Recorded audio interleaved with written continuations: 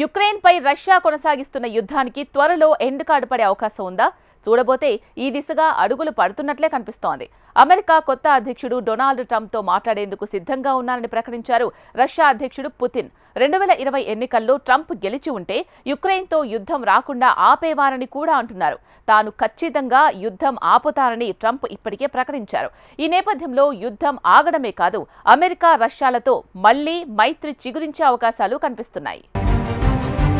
America రష్యాల మధ్య మరోసారి దౌత్య సంబంధాలకు ద్వారాలు తెరుచుకున్నాయి. తాజాగా రష్యా అధ్యక్షుడు వ్లాదిమిర్ పుతిన్ చేసిన ప్రకటన ఆసక్తిని రేకెత్తించింది. అమెరికా అధ్యక్షుడు డొనాల్డ్ ట్రంప్ తో మాట్లాడేందుకు సిద్ధంగా ఉన్నట్లు పుతిన్ తెలిపారు. తాను పుతిన్ తో కలిసి మాట్లాడేందుకు ఆసక్తి చూపుతున్నట్లు ట్రంప్ ఇటీవల చేసిన ప్రకటనపై స్పందించారాయన. వాషింగ్టన్ నుంచి పిలుపు కోసం ఎదురు చూస్తున్నట్టు తెలిపారు పుతిన్. ఈ సందర్భంగా ట్రంప్ పై పుతిన్ ప్రశంసలు కురిపించారు. ఆయన ఎంతో చురుకైన వ్యక్తి అని, చెప్పిన విషయాలను ఆచరణలో పెడతారని అన్నారు. 2020 అమెరికా అధ్యక్ష ఎన్నికల్లో ట్రంప్ గెలిచి ఉంటే ఉక్రెయిన్ సంక్షోభం వచ్చి ఉండేది కాదన్నారు. ఉక్రెయిన్తో సంఘర్షణకు సంబంధించి సంప్రదింపులు జరపడానికి సిద్ధంగా ఉన్నామని రష్యా అధ్యక్షుడు పేర్కొన్నారు. ఇప్పటికే ఈ విషయం ఎన్నోసార్లు చెప్పినట్లు మళ్లీ చెబుతోన్నట్టు తెలిపారు. అయితే అమెరికాతో ఎప్పుడు సంప్రదింపులు జరుపుతారనే విషయాన్ని మాత్రం పుతిన్ వెల్లడించలేదు.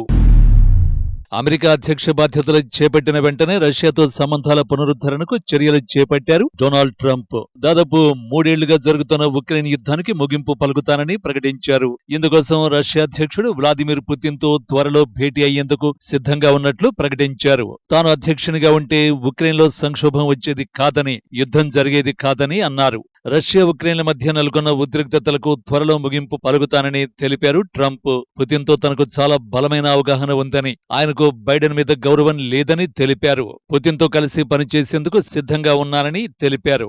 ఈ విషయంపై ఉక్రెయిన్ అధ్యక్షుడు జెలెన్స్కీతో కూడా మాట్లాడతానని చెప్పారు ట్రంప్.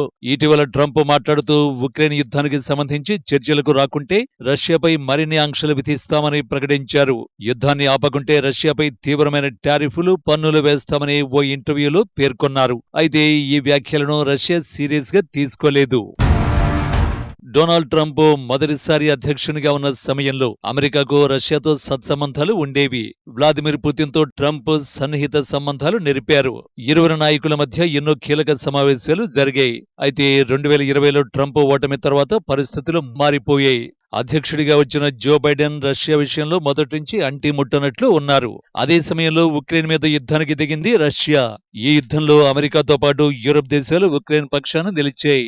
రష్యా మీద ఆంక్షలు విధించడంతో పాటు అధ్యక్షుడు పుతిన్ మీద ఉగ్రవాద ముద్ర వేశాయి. అంతేకాదు ఉక్రెయిన్ కు ఆయుధాలు, ఆర్థిక సాయం అందించాయి. ఇవన్నీ రష్యాకు ఆగ్రహం తెప్పించాయి. బైడెన్ పాలనా కాలంలో అమెరికా రష్యాల మధ్య గతంలో ఎన్నడూ లేనంతగా సంబంధాలు దిగజారిపోయాయి. ఇదే సమయంలో అమెరికాకు వ్యతిరేకంగా చైనాతో తమ సంబంధాలను బలోపేతం చేసుకుంది రష్యా. ట్రంప్ అమెరికా అధ్యక్షునిగా తిరిగి రావడంతోనే రష్యాతో సంబంధాల పునరుద్ధరణపై దృష్టి నిలిపారు. ఇందుకు పుతిన్తో ఉన్న వ్యక్తిగత సంబంధాలు ఉపయోగపడతాయని విశ్లేషకులు భావిస్తున్నారు.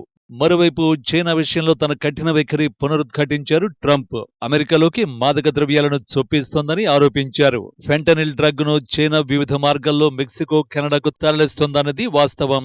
దాని ఆధారంగానే ఆ దేశంపై 10% అదనపు సుంకాలు విధించే అంశాన్ని పరిశీలిస్తున్నామని తెలిపారు. ట్రంప్ వ్యాఖ్యలపై చైనా కూడా ధీటుగానే స్పందించింది.